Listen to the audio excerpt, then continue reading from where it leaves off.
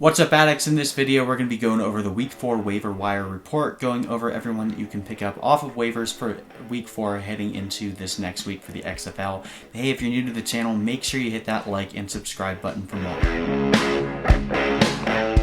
Alright guys, so very interesting Week 3. We had a lot of different nuances come into play here, and we have a couple interesting names here heading into Week 4 that we're going to want to look at on a waiver perspective. But if you guys are short on time, you can always go straight to my website. I have the entire waiver report listed there, broken down in text form, and you can also check the description box and link straight to the part of the video where I talk about specific players. So we'll do like we normally do. We'll break down position by position and go tier by tier. Again, just as a reminder, tier 1 are guys that you pick up and start right away. Tier 2 are guys that, based on the depth of your league, might be starters, or they might just be good bench stashes. And then tier 3 guys are guys that you probably want to keep your eye on, but don't necessarily need to be started unless you're in a on your roster, unless you're in a super deep league. Just someone that you want to keep an eye on. All right, so beginning with the quarterback position, still no tier 1 guys. Probably really not going to see any unless something crazy happens, like an injury or a guy that just springs up out of nowhere. But maybe the closest thing to that this week will be Perez. But we really have no clarity over how things are going to go down in New York. So we'll get there in a second. I'm more interested in talking about the Tampa Bay guys. Now, Aaron Murray might be out there on a lot of waivers. He looked okay in Week 1, but definitely had a few shortcomings with the interceptions. But this Tampa Bay team seems like they're finally starting to click on offense. Taylor Cornelius went 193 pass yards, 1 touchdown, 1 INT. Also had 33 rush yards and 1 touchdown. My guess is that when Aaron Murray is back, they'll get the job back to him. So I have both of these guys basically slotted right next to each other, because whoever gets that start this week is probably going to end up putting up okay numbers. Will be a pretty cheap option, especially if you're looking for a quarterback. Now, as we mentioned, we're talking about New York. Marquise Williams played the majority of the game on Sunday. He went 7 for 15, 94 yards, and also had 2 rushes for 12 yards. Matt McGloin, at this point, I don't know if they're going to go back to Matt McGloin. He didn't look awful, but he wasn't doing much for them, and then he threw that interception towards the end of the first half, and they were just done with him. So that may have just been the final straw, and Matt McGloin might have seen his days as a starter as being over. But then Perez there coming on in the fourth quarter, went 4 for 5, 39 yards, and 1 touchdown. So if I had a bet to make right now, and I had to say who's going to be the starting quarterback, I think it might be Perez, but we'll see if they end up going that route. Just some names to throw on your bench right now. If you're in dire need of quarterback, you could pick up either the 2 Tampa Bay guys or either the 2 New York guys, just to make sure you have whoever ends up being the starter. And obviously, if they start Matt McGloin, then just throw your hands in the air.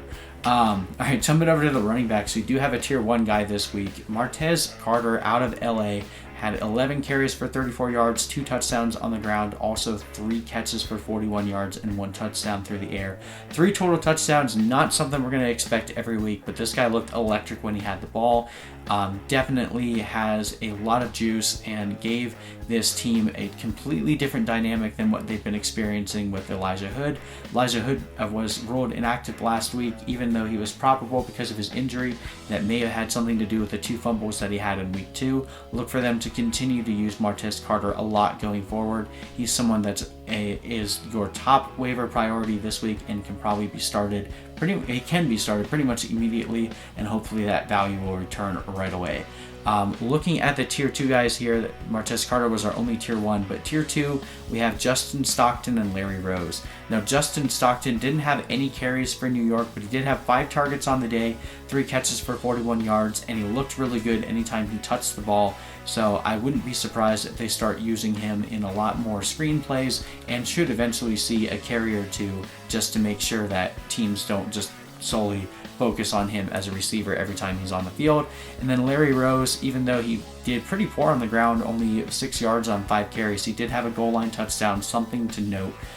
Should end up being the running back 2 for whoever's the starter there, which now should be Martez Carter.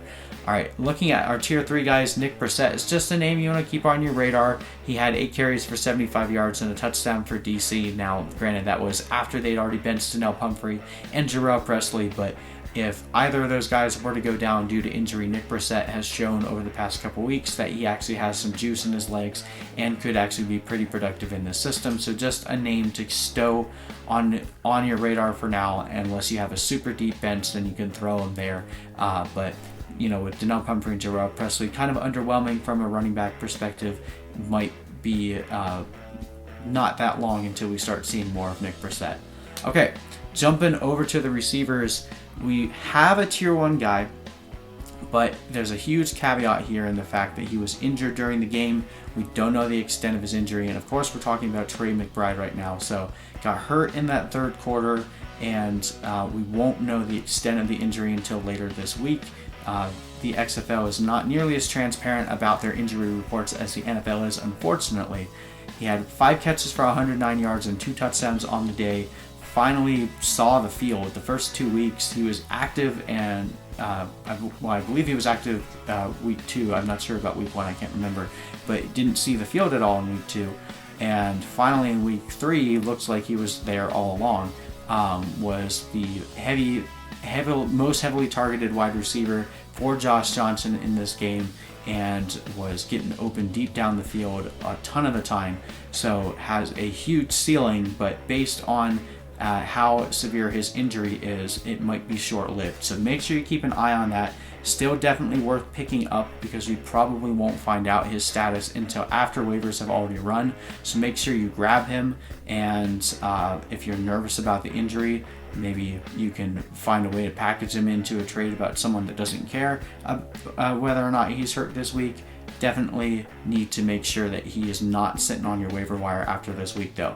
All right, looking down at our tier 2 guys, the first guy here, there's pretty decent separation between these guys. I just don't believe in Jalen Tolliver. I want to. 13 targets. He looked really good on Saturday. 8 catches for 104 yards, no touchdowns on the day, but definitely had some red zone targets. But he's had 2 games now where he hasn't done much. Finally gets a lot of work in this one. They've basically been switching it up between Daniel Williams, Reese Horn, Jalen Tolliver as to who gets the most targets. But once Aaron Murray comes back, that throws another wrench into the mix. SJ Green is there. He didn't play this week, but I wouldn't be surprised if he gets more involved. And then Nick Truesdale's coming back. So while I don't think that you can ignore his performance, anytime someone gets 13 targets, you have to pay attention to it. I'm just not going head over heels for this guy right now. So definitely temper your expectations. But if there's no one else to pick up, definitely a name worth stashing in case this turns into a trend. And then Flynn Nagle for the Dallas Renegades had 5 catches for 39 yards and 1 touchdown. Looked pretty good on the day.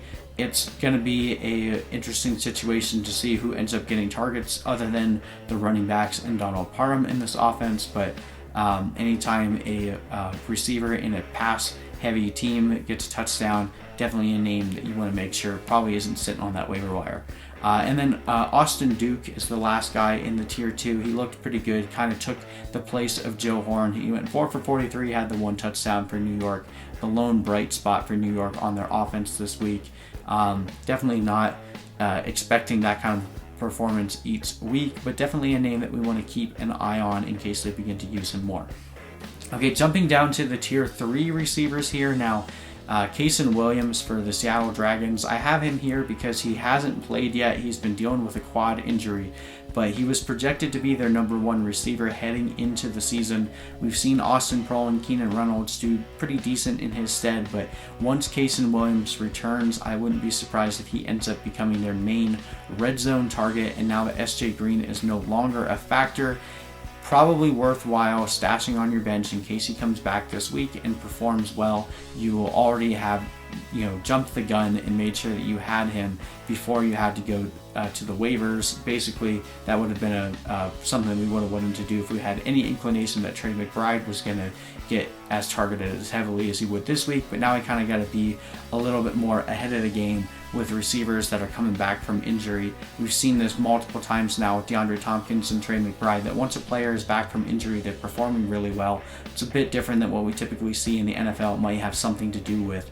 the level of play of the defenders, not the DC defenders, but defensive teams in general, just not being at the same level as the NFL, so receivers can actually come back and once they're back from injury, they play really well. So That being said, if Kayson Williams is on your waiver, it might be a pretty sneaky idea to pick him up now, especially if he plays this week and goes off. You'll be thankful for having him on your bench already. And then Sam Mobley looks pretty good in Houston, but right now all of the targets are being soaked up by Cam Phillips and somewhat Khalil Lewis.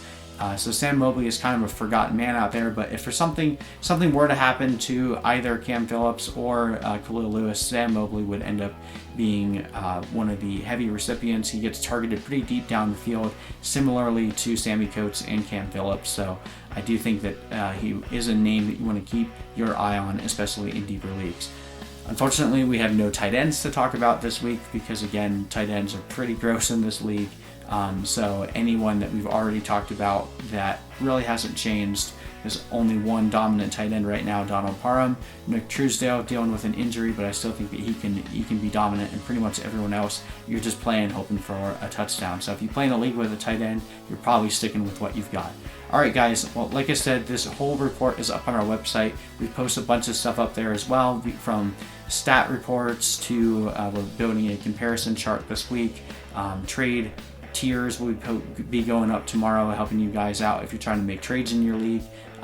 Rankings, everything you need to be able to manage your fantasy teams. For a season-long league, we even post daily stuff up there, so make sure you check that out at fantasyaddictionnetwork.com. And if you guys are looking for constant XFL content coming out throughout the off-season, or throughout this season, and NFL off-season news as well, click that like and subscribe button. We'll keep you guys up to date on everything that's happening. Thanks again so much for watching, and I will see you in the next video.